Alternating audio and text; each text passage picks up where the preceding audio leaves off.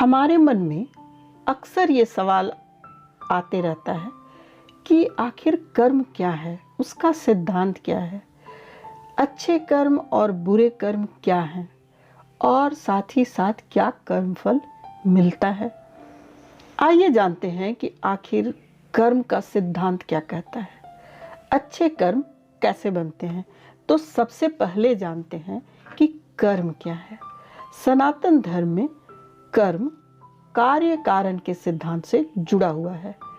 कर्म का अर्थ कोई कार्य या क्रिया जिसके आधार पर अन्य प्रतिक्रियाएं या परिणाम निकलते हैं। मनुष्य के अच्छे कर्म का प्रभाव अच्छा प्रभाव देता है और बुरे कर्म का प्रभाव देते हुए पूर्व जन्मों का एक चक्र बन जाता है, क्योंकि कुछ कर्म ऐसे होते हैं जिनका भुगतान उस जन्म में नहीं होता और इस तरह इस चक्र में अगले जन्म में कर्मों का फल भुगतना ही होता है। वहीं कार्य कारण सिद्धांत का संबंध न केवल भौतिक युग से होता है, बल्कि हमारे द्वारा जो किए जा रहे कार्य हैं, सोचे जा रहे जो विचार हैं या कहे जा रहे जो शब्द हैं, उन पर भी लागू होता है। कई बार हम कुछ कार्य ऐसे करते हैं जो हमें नहीं करना चाहिए या हम नहीं करना चाहते हैं, पर वह पूर्व जन्म के कर्म के आधार पर निश्चित होता है, जिस कारणवश वह कार्य किसी न किसी माध्यम से पूर्ण हो ही जाता है।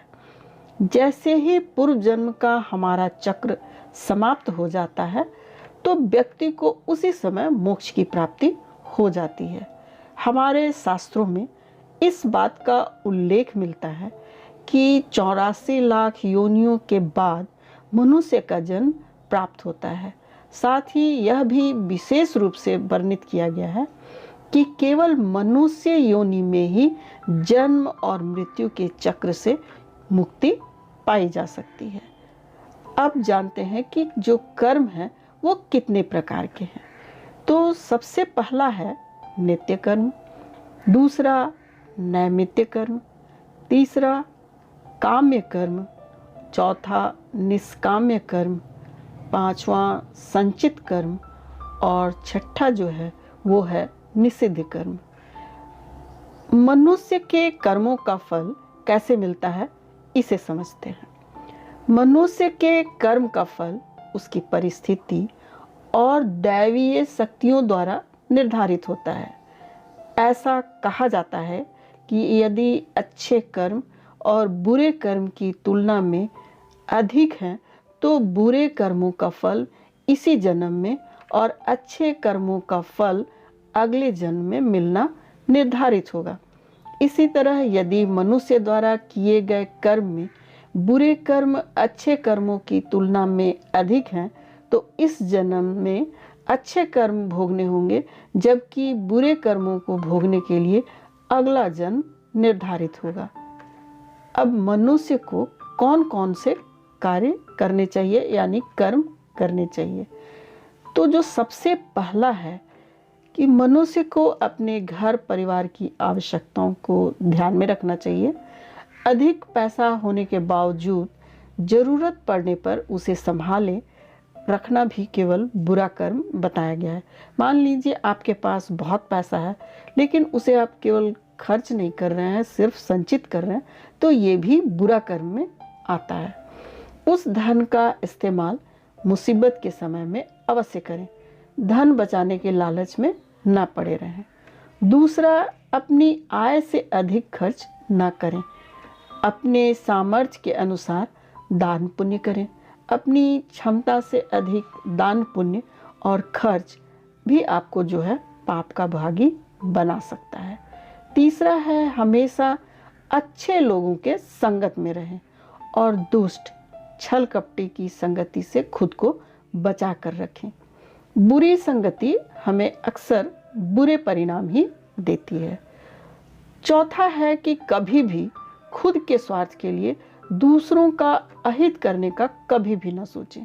शास्त्रों में इस बात का उल्लेख किया गया है कि जो जैसा बोता है वैसा ही आगे चलकर काटना भी पड़ता है।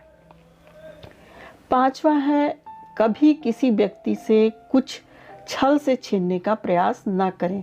इसे किए गए जो इस तरह का कार्य है उससे आपका पुण्य नष्ट हो जाता है और आप पाप के भी भागीदार बन जाते हैं। छठा है कि गरुड़ पुराण में इस बात का उल्लेख मिलता है कि किसी भी मनुष्य के द्वारा किए गए बुरे कर्मों का परिणाम उसके जन्म से लेकर मृत्यु और उसके बाद तक दुखों का कारण बन जाता है। वह अपनी हर अवस्था में दुख को भोगता है। अब सवाल उठता है कि अच्छे कर्म कैसे बनते हैं। अच्छे कर्म के बनने से पहले हमें इस बात पर ध्यान देने की ज़रूरत है कि आखिर अच्छे कर्म को बनने का सबसे पहला पड़ाव जो है वो क्या है। मनुष्य के द्वारा किए जाने वाले सभी कर्म उसके विचारों में ही निहित होते हैं। हमारी सकारात्मक या नकारात्मक सोच विचारों को जन्म देती है और यही विचार कर्म बनते हैं। इस तरह सोच सकारात्मक होने पर अच्छे कर्मों का निर्धारण हो सकता है। अच्छे कर्म को करने के लिए हमें आसपास के वातावरण पर बहुत ज़्यादा ध्यान देना होगा, क्योंकि ये बहुत ही ज़्यादा जिम्मेवार होते हैं। कहा जाता है कि जैसे वातावरण में हम रहते हैं वैसे ही हम बनते भी हैं। इसलिए कोशिश करें कि अपने घर का वातावरण और शरीर का जो आभा मंडल है उसको भी आप पॉजिटिव बना करके रखें। इसके लिए आप अपने घर में नित्य पूजा कर्म या फिर भजन आदि जरूर करें। अब सवाल उठता है कि प्रारब्ध क्या है। प्रारब्ध का अर्थ है अपने पूर्व जन्मों में किए गए अच्छे या बुरे कर्मों का वर्तमान में भोगना। मृत्यु के पश्चात हमारे भीतर संग्रहित हुए कुछ कर्म अगले जन्म में चले आते हैं और इसे ही हम प्रारब्ध कहते हैं। अब सवाल उठता है कि प्रारब्ध जो होते हैं वो कितने प्रकार के होते हैं। सनातन धर्म में 3 प्रकार के प्रारब्ध का उल्लेख किया गया है। पहला है मंद प्रारब्ध, जिसे वैदिक पुरुषार्थ के द्वारा बदला जा सकता है। दूसरा है तीव्र प्रारब्ध, हमारे पुरुषार्थ और संतों के पुरुषार्थ से बदला जा सकता है। और तीसरा है तीव्र प्रारब्ध, जो कि अपरिवर्तनीय है। इसमें जो होना है वो हो करके ही आपको रहेगा। अब एक सवाल ये भी है कि आखिर पाप का फल कब मिलता है। पाप का फल जो हम कर्म करते हैं उस पर निर्भर करता है। यदि आपके द्वारा किए गए कार्य बुरे हैं तो अच्छे कर्मों की तुलना में वो अधिक हैं। इसका फल आपको अगले जन्म में भोगना पड़ेगा। यदि बुरे कर्म हैं तो इसका भुगतान आपको इसी जन्म में करना होगा। इस प्रकार से ये चक्र चलता रहता है। अब मन में एक विचार आता है कि संसार में सबसे बड़ा पाप किसे माना गया है। संसार में सबसे बड़ा पाप स्त्री का अपमान करना बताया गया है। स्त्री को सृजनकर्ता का दर्जा दिया गया है। यदि स्त्री का अपमान किया जाएगा तो वह व्यक्ति सबसे बड़े पाप का भागी माना जाता है। श्रीमद् भगवत गीता में द्रौपदी का अपमान ही महाभारत युद्ध का कारण बना था। अब ये सवाल है कि पाप क्या है और पुण्य क्या है। पुण्य किसी के द्वारा निस्वार्थ भाव से की गई सहायता, सकारात्मक विचार, द्वेष भावना, लोभ, लालच, अहंकार को अपने ऊपर हावी न होने देना ही है। जबकि पाप में इन सभी के द्वारा किए गए कर्मों के परिणाम शामिल हैं जो गलत है। क्या आप कर्मफल में विश्वास करते हैं? क्या आप प्रारब्ध में विश्वास करते हैं? क्या आपको लगता है पाप और पुण्य जैसी चीज होती है और उसका असर हमारी लाइफ में होता है?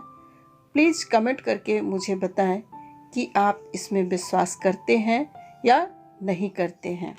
ये वीडियो यदि आपको अच्छी लगी तो इसे लाइक करें, शेयर करें और सब्सक्राइब करें।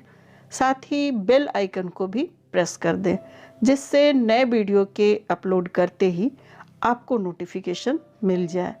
आप अपने बहुमूल्य कमेंट ज़रूर करें, जो कि मुझे काफ़ी मोटिवेट करते हैं।